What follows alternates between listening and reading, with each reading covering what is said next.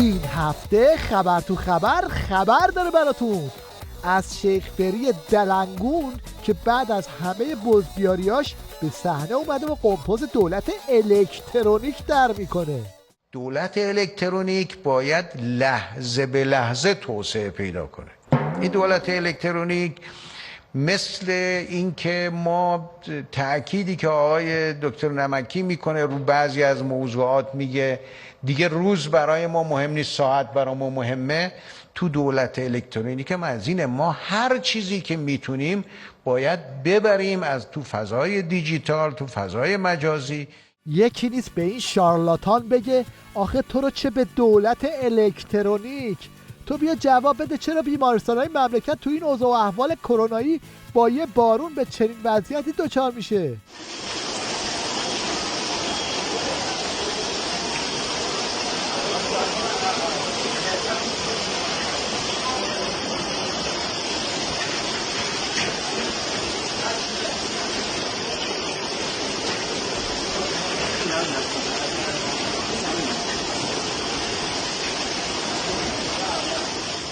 از اون طرف پاسدار خالیباف هم دنبال تصفیه حساب با شیخ بریه و اینجوری بهش جفتک میزنه. کسی که واگن خود را به لوکوموتیو دیگران ببندد باید منتظر بنشیند تا با آنچه در اختیارش نیست شادی کند و یا عزا بگیرد.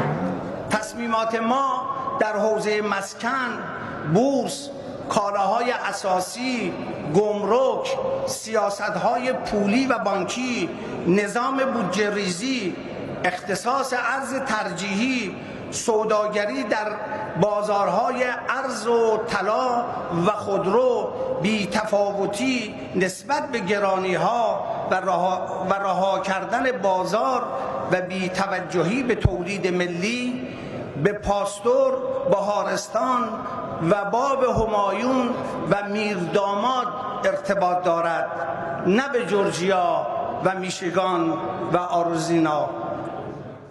وقتی سر تک مجلس این حرفو میزنه دیگه تکلیف بقیه جونورای مجلس روشنه. گوجه فرنگی سر زمین کیلویی 500 تومان، در میوه فروشی کیلویی 23,000 تومان. این که دیگه ربطی به ترامپ و بایدن نداره، ربطی به مذاکره نداره، به انگیزه نوکری و عرضه کار کردن برای مردم ربط داره.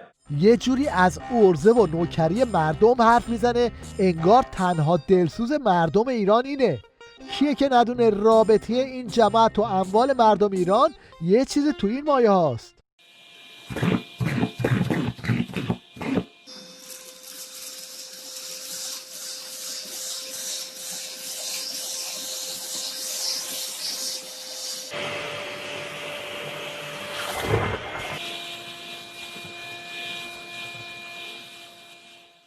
خرچنگ ولایتم لاشه قاسم رو میکشه وسط و وضعیت کیشومات عظما رو اینطوری برملا میکنه. ترامپ سردار دلها حاج قاسم سلیمانی ما رو از ما گرفت و به شهادت رسوند. همین بایدن و معاونش تأکید کردن، حمایت کردن، تأیید کردن، باریکالله گفتن. بنابراین برای ما در جهت جنایت ترامپ و جو بایدن یکی هستند.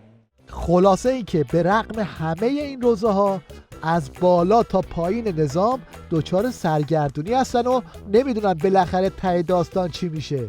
اکثریت رسانه ها حتی فاکس نیوز این اعلام رو کردن برای اینکه تصویر سازی کنند و کار رو فیصله بدن، اما این چیزی نیست که رسانه ها تعیین کنن. قانون باید تعیین کنه، قانونم تو دادگاه شاید 1 ماه الی 2 ماه طول بکشه، به ویژه اینکه تقلب ها خیلی گسترده بوده و بررسی آرا خیلی طول خواهد کشید با این وضعیت موجود.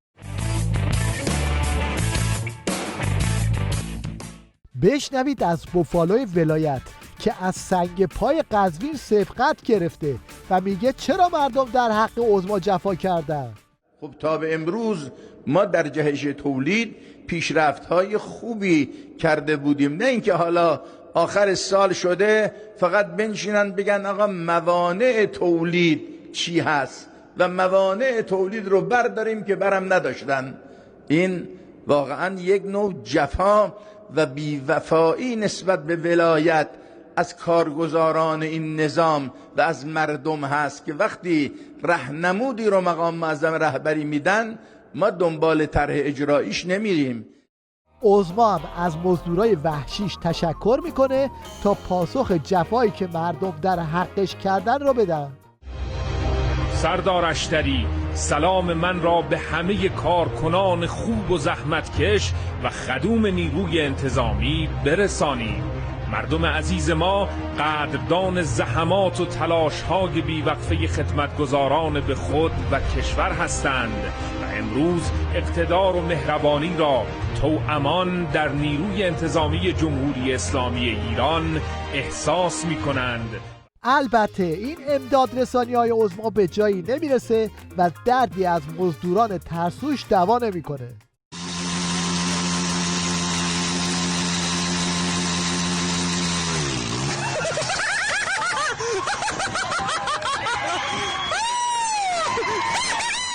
این روزا وضعیت نظام طوری خراب شده که حتی مشنگا هم به هول و بلا افتادن.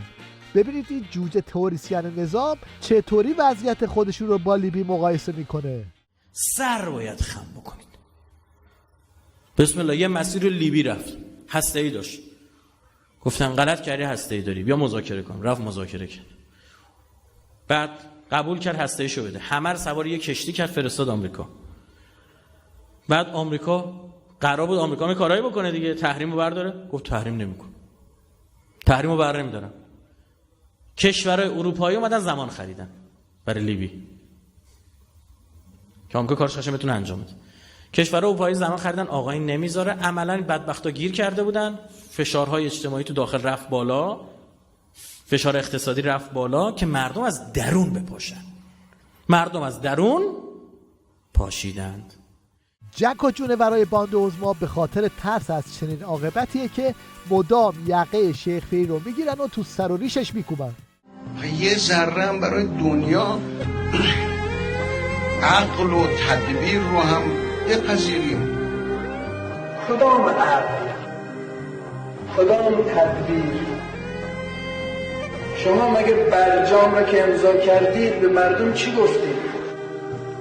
مگر نگفتید که باغ پر از میوه، آفتاب تابان، مگر نگفتید چی شد نتیجه؟ اگر دوباره میخواد کلاه مجددی سر مردم بگذارید؟ این تدبیر شما کاسه جدایی دست مردم داره.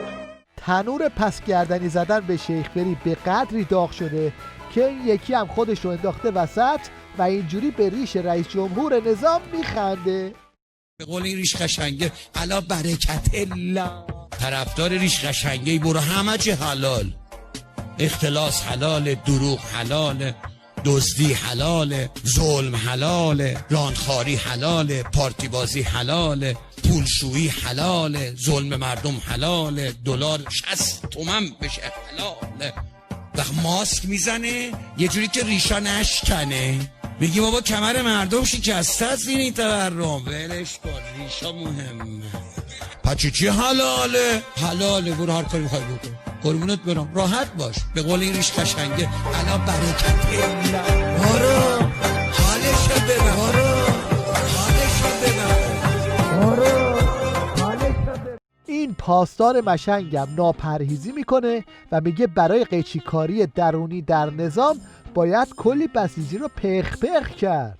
عزیزان، مسیر مبارزه با فساد در درون جمهوری اسلامی شهید میخواد. مطمئن باشید این دم کلفت‌ها و گردن کلفت‌ها به خاطر دنیاشون حاضر نمیشن کوتابیان، دست به توطئه ها میزنن، ولی بدانن ما که شاگردانمون بلند میشن میرن توی سوریه برای حرم آل الله سرشون بریده میشن، خودمون به نحو اولا برای اینکه فساد و قده سرطانی فساد از درون پیکری نظام زدوده بشه آماده ایم هزاران بار به شهادت برسیم، مجدداً به دنیا بیایم و باز هم برای پاک شدن پیکره نظامی که این مردم با خون جوانانشون سر پا آوردن برای میلیاردمین بار به شهادت برسیم ما با خون خودمون فساد رو در درون نظام پاک خواهیم کرد.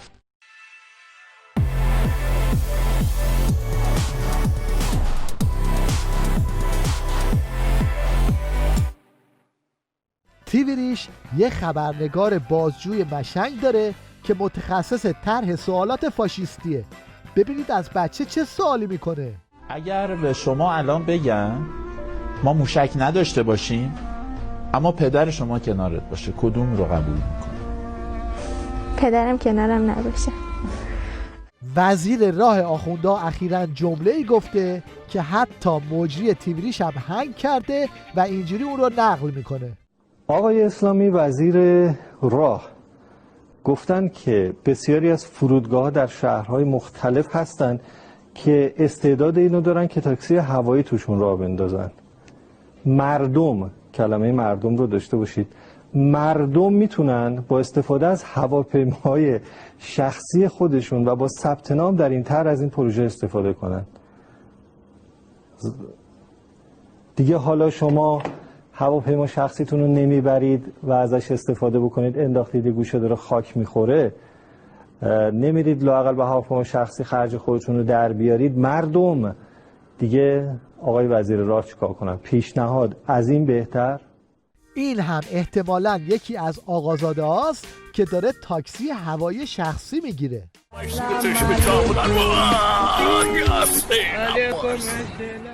بله، به خودشون که میرسه صحبت از هواپیمای شخصی میکنن، اما به مردم که میرسه میگن خدا رو شکر کنید که تو خونتون حموم دارید. یعنی ما در ایران یه چیزهایی رو داریم که حس نمی کنیم داریم. یعنی ما اینی که در منزل دستشویی داریم و حموم داریم این چیزی هستش که خب مگه میشه نداشت. بله. از همه اینها مشنگتر این جانشین قاسم سلیمانیه که ضمن که میخواد ادای سلیمانی رو در بیاره به خودش سور میزنه و میگه همه جا هستیم اما هیچ جا نیستیم. این خانم کلینتون موقعی که وزیر خارجه بود، بعد از سالها وزیر امور خارجه بودن، خواست بسپره به یه عنصر دیگه مثل خودش. مصاحبه کردم باش، گفتم خب تو این دوره وزیر امور خارجه بودنت مشکلت چی بود؟ گفت ایران هر کجا رفتم ایران بود. بله باید بترسین، نوش جونتون. بله ایران همه جا هست در حالی که هیچ کجا نیست. مشنگستان این هفته رو با روزخونی این حاجی خرافات به پایان میبریم که دوباره دست کرده تو خورجین دین فروشیش و از این حرفا به خورد پا منبریاش میده. حضرت اینجا آقا غضب کرد. وقتی که حضرت غضب کرد در اومد گفت اگه راست میگی بگو این دوتا شیر. آقا نگذاشت نه برداشت. روایت داره با صدای بلند بمیرن. امام رضا غضب کردنش، حلیم وقتی غضب میکنه آقا عالم میلرزه. امام رضا غضب کرد فرمود دونکما هذا الفاجر، به دوتا صورت عکس شیر فرمود شما دوتا بیایید این فاجر رو بخورید. آقا فل مجلس به همون لحظه دوتا شیر از این صورت ظاهر شد، دوتا شیر حقیقی پریدن. اول اونو تیکه پارش کرد، استخوناشو اونجوری میخورد میکردن که صداشو جمعیت میشنید تو مجلس. بعد تمامشو خوردن و بعد خوناش هم لسیدن، هیچی ازش پاک. جمعیت دهنا با